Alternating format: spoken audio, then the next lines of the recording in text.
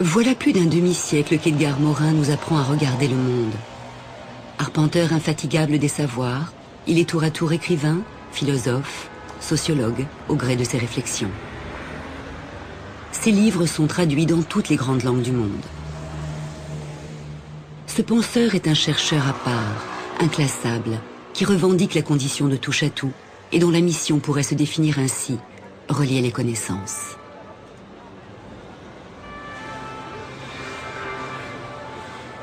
Je suis chercheur, c'est-à-dire que je suis chercheur professionnellement, puisque je suis au CNRS, mais je crois l'être aussi personnellement, c'est-à-dire que je cherche, c'est-à-dire que je ne sais pas très bien ce que je vais trouver quand je cherche. Je prends très au sérieux ce terme.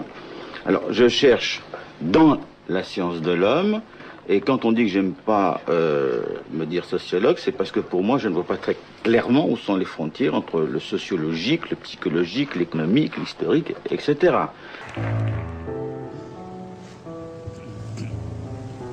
Penseur planétaire, comme le surnomment ses pairs, Edgar Morin voyage de passion en passion, à la recherche de nouvelles zones à défricher. En 1969, en Californie, il est invité à l'Institut de biologie de Salk, véritable pépinière de prix Nobel. Son ami Jacques Monod lui propose de réfléchir aux liens possibles entre sciences humaines et sciences exactes. Et là, il s'opère un virage, parce que à cette époque-là, non seulement je prends connaissance des transformations qu'a connues la biologie, mais surtout, je découvrais des types de pensée que j'ignorais. Gregory Bateson, les conceptions de la théorie des systèmes, de l'auto-organisation. Bref, il se passe dans ma tête, je dirais, je deviens born again, je renais à nouveau.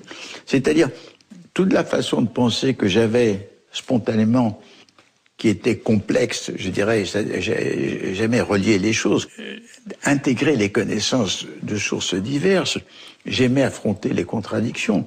Donc, je travaillais dans la complexité, mais sans avoir le mot, sans avoir le concept, et sans en avoir, je dirais même, l'épistémologie.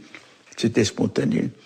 Et là, je comprends que je peux trouver la base fondamentale pour, non seulement pour ma propre connaissance, mais pour favoriser un type de connaissance plus pertinent, plus riche, grâce à une vision complexe.